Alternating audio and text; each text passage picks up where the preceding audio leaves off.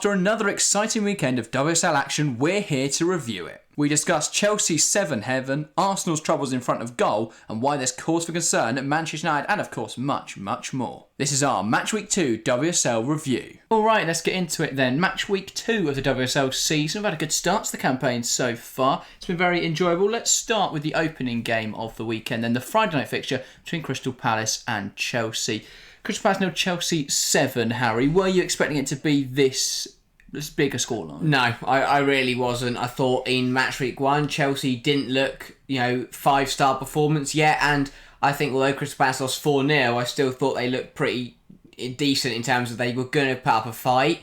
And I think it's similar here. I think the 7-0 is pretty harsh on Crystal Palace. Yes, they completely collapsed at the end, but it was only 1-0 at half-time, and that Chelsea goal came practically at the end of the first half. So, for 40 minutes there, Crystal Palace held firm against Chelsea.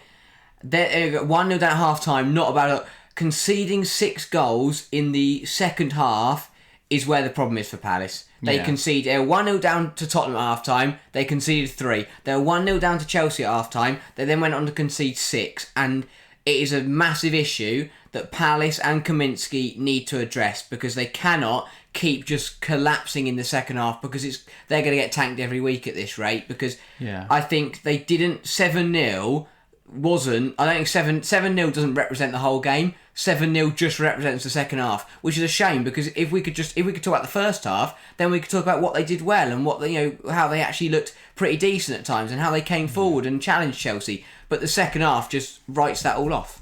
Yeah, it's quite intriguing because Chelsea seemed much more proficient in attacking areas, but actually the stats suggest they weren't very different to how they were in the first half. So it feels like they created better opportunities in the second half, definitely. I think a lot of it was Palace performing worse than Chelsea getting significantly better. I thought Chelsea, there were little elements of their game which they improved on. I think the passes in the final third are a bit more crisp, and obviously they started to get better opportunities, which they finished off.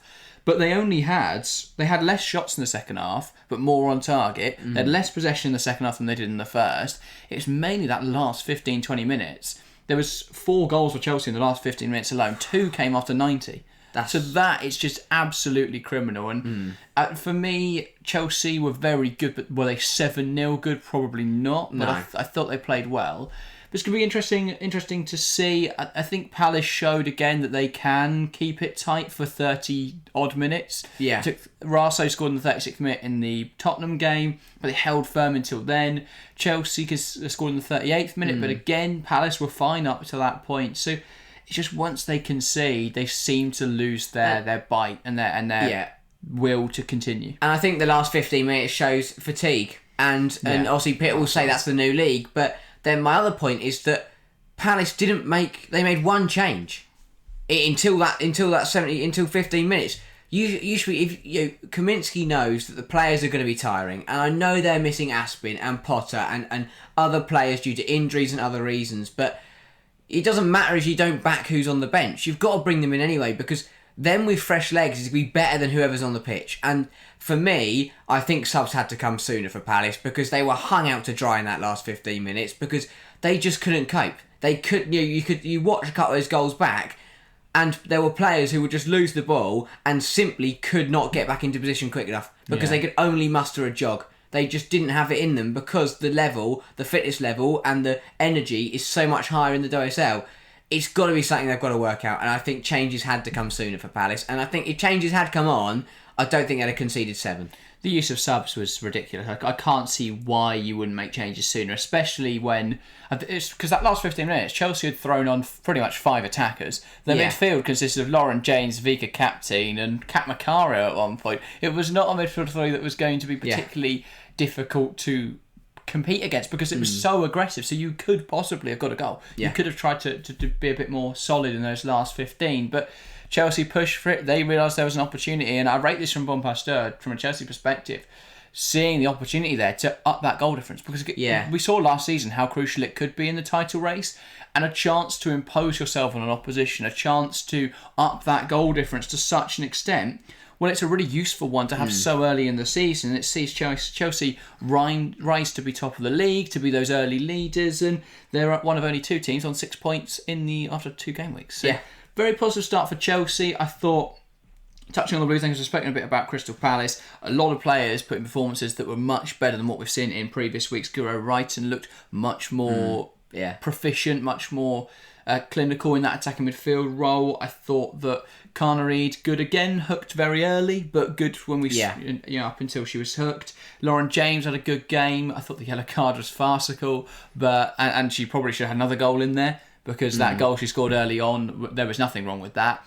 And what a different game it could have been from there, because we saw how Palace reacted when they conceded in the 38th. If they conceded in the 12th, what a different game we could have had on our hands. I think that could have been a bloodbath. Not that 7-0 isn't a bloodbath, but could it have been even worse? Potentially so. But yeah, Chelsea all-round performance really strong. I thought Lucy Bronze played particularly well as well. She didn't get caught out this time by Kenza Darley just driving inside. So yeah, Chelsea much better than the Aston Villa game. I think what we're seeing is that Aston Villa are actually a really well put together team. Yeah. So that's been interesting to observe, and yeah, I think that'll be interesting to see how they do going forwards. But Chelsea, positive start. They've now got a week off, which we'll probably talk about in a video later this week. Yes. Obviously, the Man United game being postponed.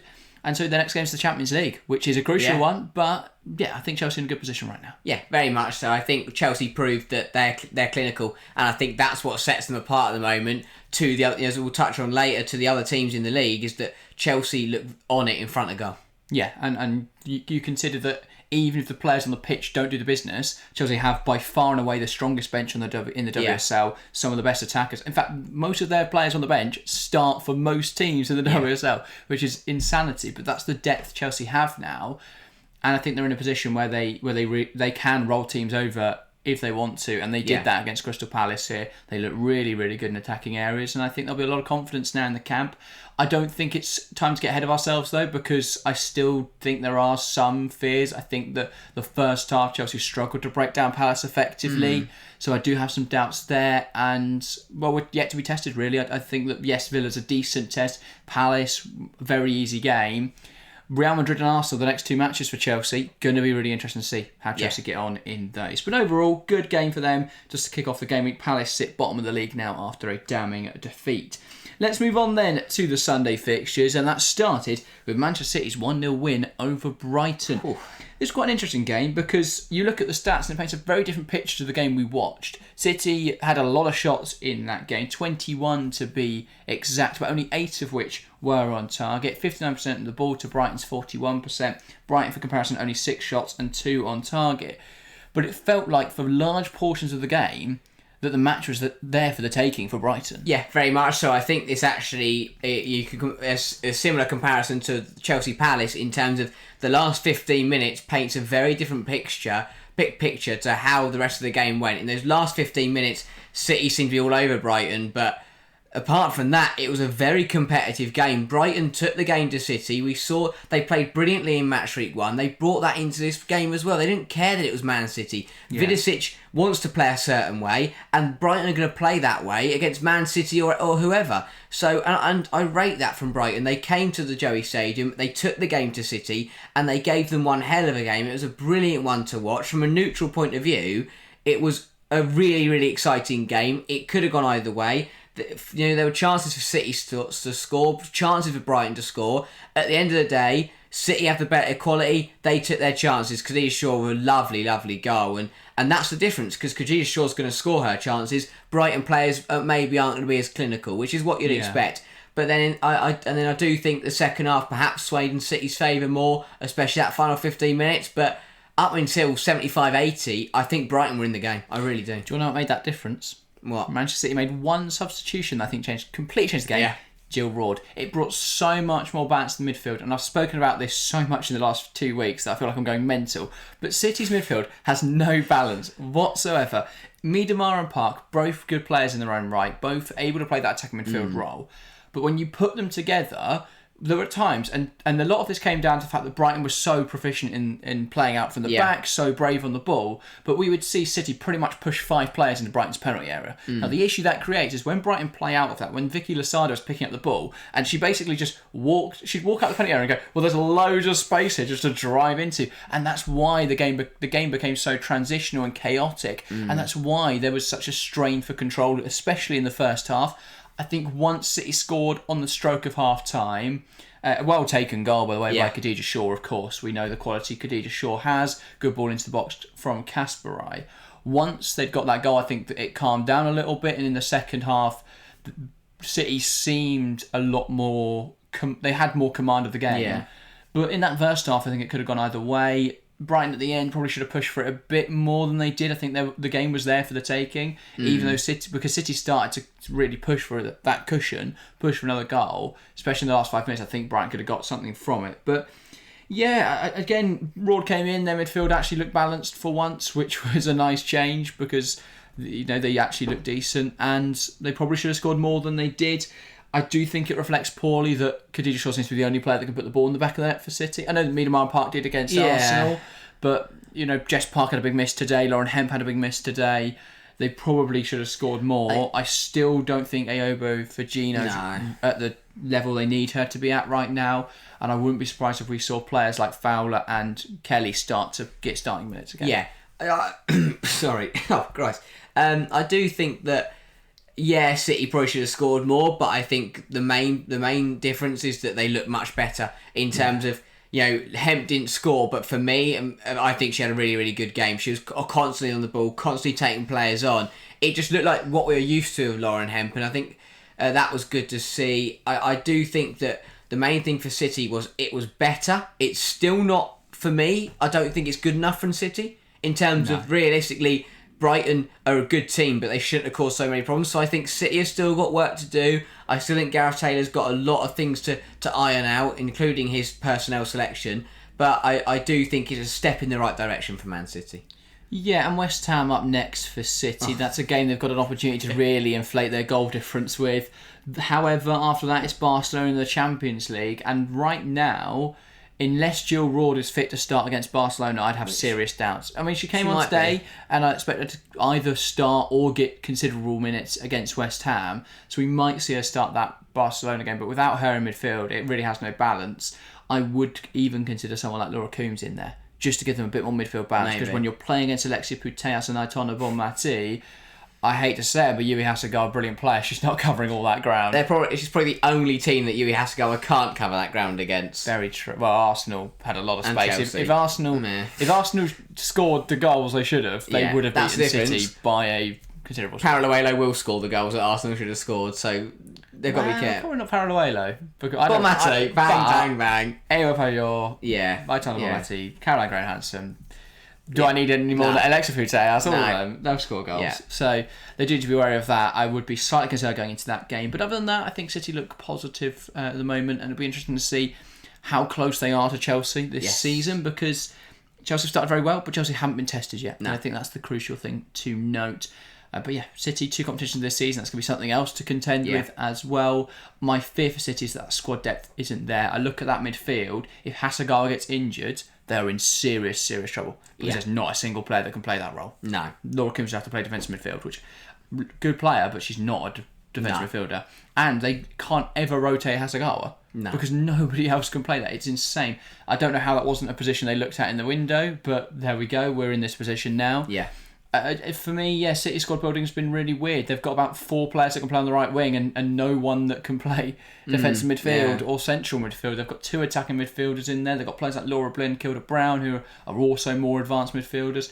It just feels like really weird squad building. They've got a lot of players in positions where they don't perhaps need them. So, yeah, it's been an interesting window for City. I'm going to be intrigued to see how they shake out this season. Brighton look really, really good though, and I think they're going to be a side to look out for. 100%. This season, I think on a better day, they may have got a goal against City. Frank Kirby probably should have scored. Yeah. And I thought they looked really good on the ball. They'll be hoping for better. Up next, they've got a Women's League Cup game in the midweek against Birmingham, which they shouldn't have any issues against. Then they've got a run of Aston Villa, Crystal Palace, Manchester United, Leicester, which I think is 4 games there. Other than probably United, they can really get some points on the board. Should we talk about United? Let's talk about United, because another weekend where they really should have scored more goals than they did, should have played better than they did, and they didn't look very good. I think it is a blessing in disguise. United fans were kicking off about their game being postponed against Chelsea. I think it's a blessing in disguise, because based on how Chelsea are playing right now, based on how United are playing right now, that would have been embarrassing. Yeah. I think it's a very weird result this Sunday. Only 1-0 against Everton. I think Everton, to be fair, Everton played better than they did against Brighton, of course, because if they played like they did against Brighton, they'd have been battered. But Everton did up the performance, and to be honest, apart from handing Clinton the goal, they looked all right and they played pretty well. They matched United in terms of when you look on paper and you look at the stats, they matched United. But that is not good for Manchester United. This Everton side got torn apart by Brighton last week. How can you let them get away with it against you? To only score one goal, as I said, which was practically, I gifted to them. Yeah. It was poor from Everton trying to play out the back. Justin Van Haven gave it away and Clinton finished it. Other than that, Manchester United didn't really look like scoring in this game. They only had one shot more than Everton in 90 minutes, 52% of the ball, against a side who got absolutely destroyed last week against Brighton, 4-0. United were not impressive. And I know Everton, it was a marked improvement from the Toffees this week. But if United are at the level they think they are, they've got to be doing better than that. For me, the midfield, again, it lacks balance. Dominic Janssen playing defensive midfield is a really odd decision. I think out wide, they just have no pace because Toon and Heisei are not out-and-out wingers, so they can't beat their player very effectively. It just feels like Skinner's playing very safe football. He's not trying anything interesting. He's not really utilising the best players, I don't think. For me, benching Mallard, benching Bizet, I don't know why you would do that. The midfield doesn't really work at the moment.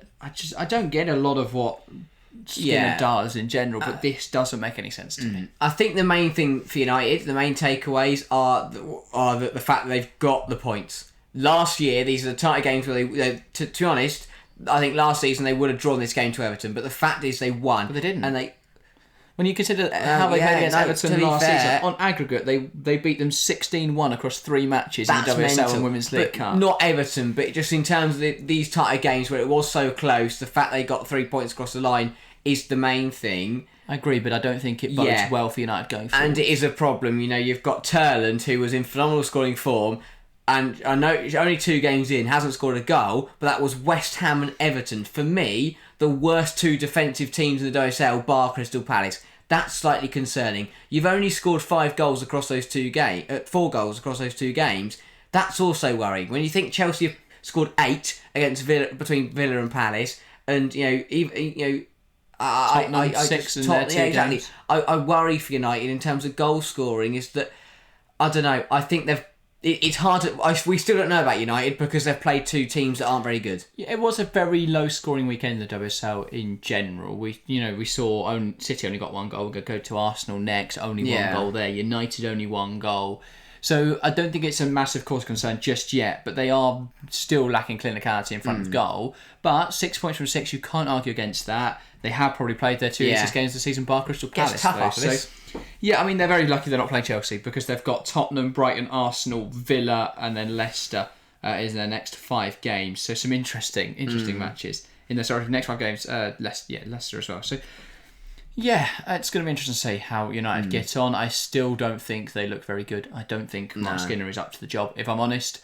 And I thought their recruitment over the summer was really poor. And they've not been tested yet, and they've still not looked good. It's really not a good look, because I think much better teams will tear this United side apart. Yeah, Brighton face United, as we say, in a few weeks' time. That's the sort of game that Brighton will fancy themselves in. Exactly that. Yeah. So interesting stuff.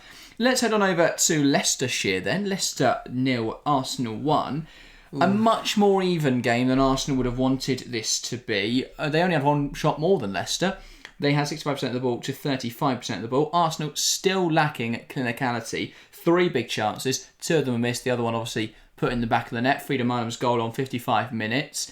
But it's another week where Arsenal are playing an opposition they really should do better against. Leicester set up well. I'll give them credit there. I thought that Leicester played quite well because obviously they are the weaker team, so they were sitting back and waiting for Arsenal to come onto them and then trying to spring forwards. I thought that at times Leicester, that final ball was just lacking, that decision making was lacking in the final third. But overall, they did do quite well defensively. But Arsenal, when they play against a low block, they just can't break it down, and that's a real issue. That's a real issue for the Gunners. And to be honest, I think, yes, the goal was well taken. It was well worked between Russo and Marnham, but it was handed to him. It was a terrible back pass that Russo intercepted. And I think Arsenal need to sort their problems out in terms of goal scoring. They've got some big games coming up in the next few weeks. You know, they've got Bayern Munich in the Champions League. They've got Chelsea at the Emirates. They need to be on top form. Yes, they drew to City. I think that was a good result, but they haven't built on that. They played well against City, just didn't find the back of the net. Here, I think they played worse, to be completely honest. And again, I think they got fortunate that it was a weaker opposition, because a better team today would have taken the points off Arsenal. But again, similar to United, they got the point. They got the 3 points. That's the main thing. They didn't slip up. We saw Arsenal, drop points in games like this. They've picked up the points once again. That's the main takeaway. But again, it's just lacking. There's more. I look at this Arsenal side, and I think what the frustrating thing is, there's more to come from this Arsenal side. This Arsenal side can play so much better than they did against Leicester. You just want to see them play that way, and it's frustrating when they don't play as well. Yeah, the weird thing is with Arsenal right now is that Bayern and Chelsea aren't games I look at for Arsenal and go, well, that's an issue for them. Because, yes, they can't take their chances, but they are much better at generating opportunities against teams who play high lines. So they should be all right in that regard. We saw the very narrow, very compact system they played against City. I think that's probably how they'll play against Bayern and against Chelsea. And that's the other disadvantage of them playing City so early, is now Bon Pasteur has an idea of how they're going to line up and will already be considering how to try and pull that apart. So that's going to be interesting to watch. But yeah, with Arsenal, I don't think it's necessarily going to be an issue, those games. They just can't finish off these games very easily. They managed to get the win over the line here against Leicester. But in similar matches, will they be able to do this on a regular basis? I have doubts. Everton up next, they shouldn't have any issues against, but then neither should United. That's going to be the big. That's going to be an interesting game, because they go there and they put a few past Everton, then suddenly it's like, okay, they can find the back of the net on a good day. But if they go there again and it's a scrappy 1-0 win, or Everton nick something, that will once again will be question marks all over that Arsenal for more weeks. And I mean, again, as we said, not sorry to go back, but if Everton play out against United, Arsenal can still score 4. Like they realistically, they can still score a few. Yeah, I think Arsenal need to get better at breaking down low blocks. Yeah. They need to get better at linking up in attacking areas, but I think the squad's there for Arsenal now to compete. And I think in games against teams like Leicester, they've got to be more ambitious with how they're trying to play, because they sit too deep. They're playing Leicester. Go and push them back against their backline. Put pressure on them. To only take 10 shots in 90 minutes, it's 1 every 9 minutes. Quick maths. So they've got to get more proficient at that. Only 4 shots on target. But they created 3 big chances, and that's the insane thing. They've got to take their opportunities. Because 3-0 here, and we're talking about them in a completely different light. The discourse shifts. We start going, Arsenal 3-0 win, comfortable against a good Leicester team who drew with Liverpool last week. Are we looking at an Arsenal side that can compete for the title? Instead, we're drawing on the same old conclusions that Arsenal are good in games against big sides who play high lines, who they can exploit in behind. But when they play against a low block, they have issues breaking those teams down, and therefore they can't win consistently and they can't challenge for titles. That's the issue for Arsenal right now. That's what Idoia has to fix. His tactics against the big teams, his ability to coach those individual matches is really strong. It's why he's won Conti Cup titles. But ultimately, he will never win the league if he can't learn to beat these kind of teams. Exactly. Because this was a good win. This was a wonder win. They can't really complain too much about that. But the signs are there that against similar opposition, struggles could emerge. So I think that's somewhere there will be a bit of frustration. Let's move on to our next game then. 2 more to crack through. West Ham 1, Liverpool 1. This is a game that, Liverpool really should have seen this out. I thought that they were the better side for large parts of the match. I know West Ham had opportunities, but I thought Liverpool were the better team. And then Liverpool just didn't kill the game off. No. Liverpool didn't find that second goal. Ueke came up with a goal, and what a difference that makes. Because, again, I said it just there with that Arsenal, but the discourse shifts so much. Yeah. Because if Liverpool win that match, they take 4 points from the opening 2 games. They're up there with Arsenal City. They're only 2 points behind Manchester United. They're level on points with Tottenham. And suddenly we're going, Liverpool look really good this year because they're beating West Ham who they should beat, and they've drawn with Leicester who look a good team. Instead, it's 2 draws for the opening 2. I don't know what to make of Leicester yet. I don't think West Ham are very good. I don't think this reflects well on Liverpool at all. And the fact that they led in both games and let it slip again doesn't show much. 12 shots, to have 12 shots and only put 2 on target, terrible. You have to be more clinical than that. And I'm not saying they should have gone to West Ham and scored 4. I think they probably could have, but I'm not saying that. I'm saying you've got to sight in the target. You can't have 12 shots and and only put 2 on target, you're just not going to score any goals, because that's the problem. If they wanted to win the game, they'd have to score all of their shots on target, because they only had 2. That had to be 2 goals. Great to see Olivia Smith score. I think that's very big for her to get her first goal. We saw Haug as well link up play again. Yeah. She looked very good in match week 1. She looked good again here, so that's starting to look good and positive for Liverpool. But to draw with a side who made 59 passes in the opposition half in 90 minutes and 7 touches in the opposition box is criminal. Yeah. That is absolutely criminal. West Ham can count themselves very, very lucky. But the thing for West Ham, and what is a big positive, is the way to stay in the league is to get points at teams you shouldn't get points. The fact they've got a point at Liverpool that's a brilliant point, and I'm sure West Ham were very, very happy with that. They didn't play particularly well. They were terrible last week, but somehow they've come away from 2 difficult games to start the season with 1 point, and I think they'll take that. Oh, 100%. They played Liverpool, Manchester United, and they come away with a point from the opening 2 games. And also, they're already breaking clearance statistics. They made 31 clearances here. It's incredible. That's brilliant. What a team. But yeah, so it's going to be interesting to see how they get on going forwards. Up next for them is Manchester City, so it doesn't get any easier. But a point from United, Liverpool, City, even if they do get absolutely tanked by City, it's not a terrible start. Then Everton, Arsenal, Tottenham. They've got to beat Everton because they're not getting anything, I don't think, out of Arsenal, Tottenham or City. Well, it's horrible. That's another thing. The issue for West Ham is that horrible fixture list, but there aren't many teams in the league at the moment I look at and say West Ham are going to beat them. No. Maybe Everton, maybe Palace. But even with Everton, again, if Everton play similarly to they did today, they'll beat West Ham, because West Ham aren't very good. I'm sorry to West Ham fans, to be so blunt, they're just not. You watch them play, there's not enough there for me in terms of quality and, in terms of how the way they're set up. You can't, I don't even get, today they got away with it, but I don't think they will with just smashing it long to the halfway line and sitting deep again. It is just Katrina Gorey.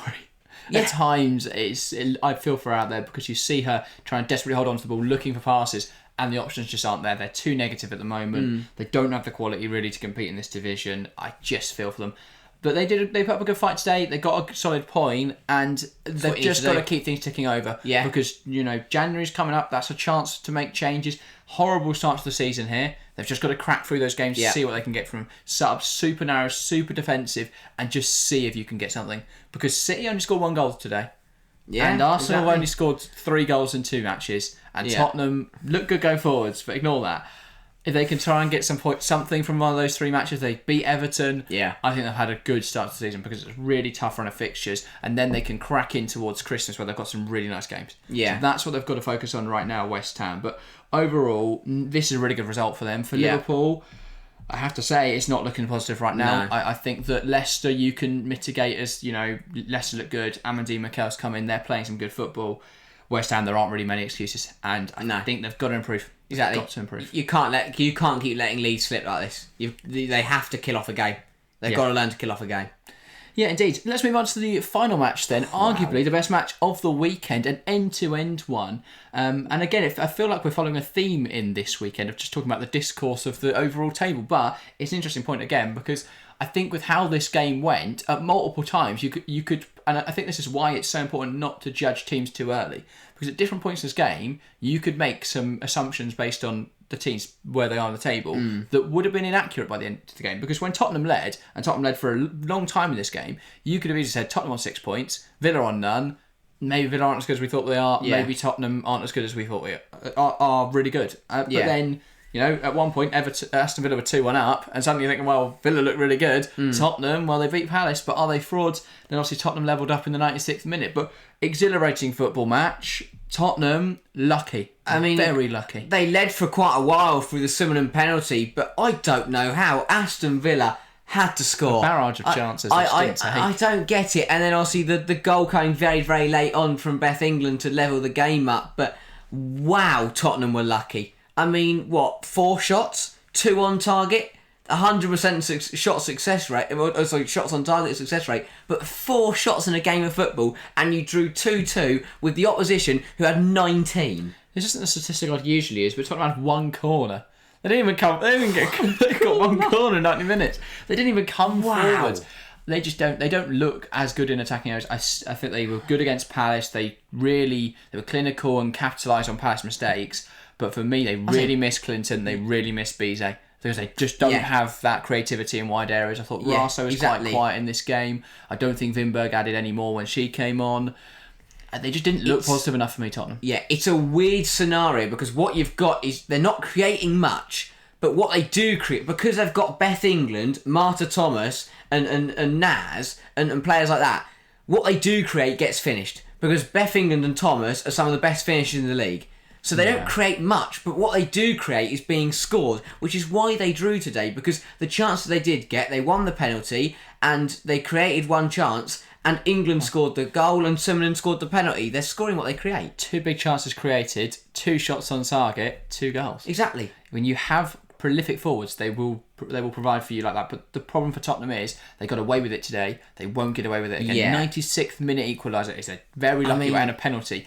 Very lucky way to get through a game. For Villa, Robert De Paul must be pulling his hair out right now because they were the better team against Chelsea for large part, especially in the second half. For large parts of that game, Villa were the better side. Here, they were the better side for all, I think, 88 minutes. There was the last minute and the minute they scored a penalty. Other than that, they dominated. I feel it's going to be a real source of frustration. Yeah. Tottenham had a lot of possession, but both teams had a lot of possession. There was 800 passes completed in this game. In the West Ham one, there's about 5. So I think that they're both sides very good on the ball. Villa so much better at moving it forward, so much better at breaking Tottenham down. They just couldn't put the finishing touch on it until late in the game, and then they were cruelly denied a win in the last minute. I think it's one of those where time is the main thing for Villa. They have had 2, for me, stellar performances. I think to take the game to Chelsea was brilliant, and I think that a point is a point today, but they'll feel they should have won the game. But the main thing was the performances were brilliant, and I know people will say it doesn't matter how you perform, results is what matters. But if they keep performing like this, the results will come no matter what. Because if they play like this against Everton, West Ham, Palace, Leicester, they'll beat them. Because Aston Villa are playing brilliant, and I think even some of the bigger sides as well.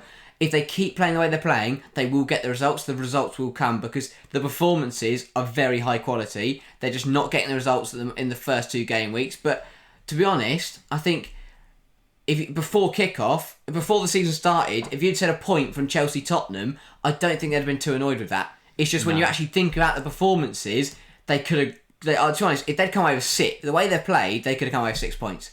Yeah, I need to get some popcorn for next Saturday because up next, Brighton Aston Villa. Oh, I think that's going to be a proper ding-dong battle. That is going to be good. That is going to be good. Shame it's not a broadcast pick. If not, we would be streaming it. But that is going to be a fantastic game of football. We'll definitely be watching that. Looking forward to that. But yeah, that'll be interesting to see. Up for Tottenham next is Liverpool in the league, then Manchester United, then Chelsea. So a tough 3 fixtures. However, don't think Liverpool looked very good recently. No. Don't think Manchester United looked very good ever.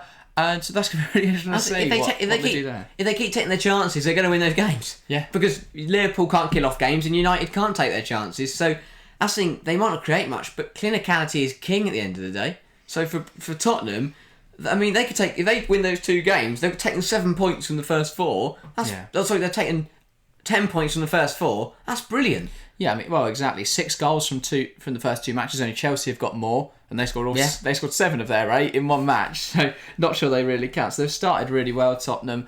I think they'll be keen to keep the good times going. They will be a little disappointed in how they played in this game, but we've seen it before from Tottenham. Wilhelm knows how to set up a side so they don't concede. We saw it against Arsenal, probably the most famous victory under Wilhelm, where they set up super defensively and then sprung forward, got their goal, and they won 1-0. Exactly. If they can do that more often than they don't, they're going to place really well in the league this season. Yeah, so, exactly.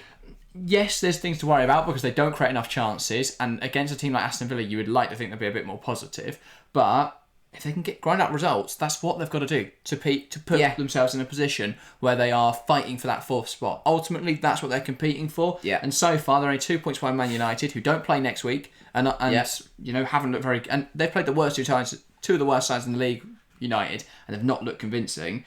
So they're competing with them. They're competing with the Liverpool side, who haven't looked particularly good to start the season. A Villa side, who they've managed to draw against despite looking worse than.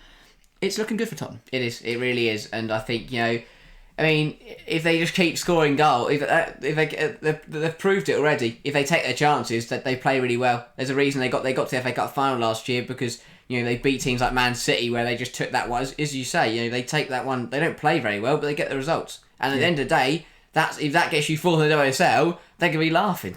Yeah, very much so. I think that rounds up our roundup from the week. Shall we have a quick look at the table then? Sure. Top of the table, Chelsea on 6 points and a +8 goal difference, joint top. But behind on goal difference is Manchester United in second. Then in third, we've got Tottenham on 4 points. Arsenal in fourth with 4 points. And City in fifth with 4 points. Obviously, Arsenal City drawing in the opening game week has stunted their progress.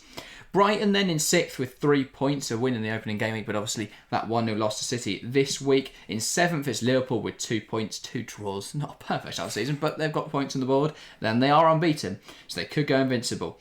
Then Aston Villa in eighth, obviously 1 point so far. That was against Tottenham yesterday. West Ham in 10th with a point as well. And then we've got Everton with a -5 goal difference on 0 points. And ringing up the rear, Crystal Palace, the newcomers, on -11 goal difference and 0 points. So we're already starting to see this table split into its fractions. Obviously, Arsenal City still a little lower than we'd expect them, but they've played each other already, so that comes into it. And obviously, when Chelsea and United don't play next week, you'd expect Arsenal City both to win their games, and suddenly the table looks very different. So, great start to the WSL season, though. We will be continuing it, obviously, next weekend. 5 matches now, so look out for that. We were doing a double stream on Sunday, but with Chelsea and Manchester United postponed, we'll only be live for Tottenham-Liverpool, I believe it is, this Sunday. So do join us there. It should be a good game. But that is everything from us today. Thank you guys very, very much for watching. If you want to watch more, there's going to be a video on screen now that you can go ahead and give that a click. I think it's our review of Arsenal City from last week, so go and watch that and join us this weekend for our live stream. But that is everything from us today. Thank you guys very, very much for watching, and we'll see you next time. See ya.